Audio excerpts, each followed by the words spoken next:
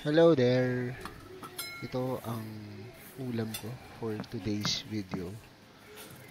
Yan ang lunch namin, sinampaluhang manok. Yan si Branch. No? Ayun yung pagkain niya. Hinihintay niya yung sinampaluhang manok na gusto niya makishare. May sarili naman siyang pagkain. Yan, naamoy niya siguro yung chimken.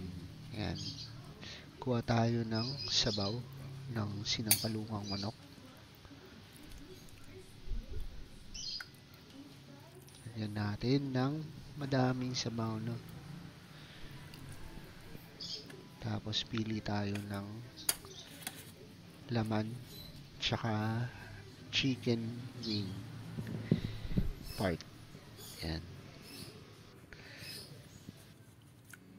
Meron, ayan, may sili. Kumuha akong sili.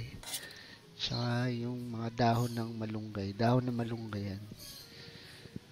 Kasi meron kaming puno ng malunggay sa likod bahay. Yan. Yan. Yung natira for dinner.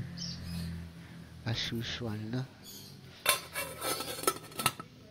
Tapos yan, si Branch.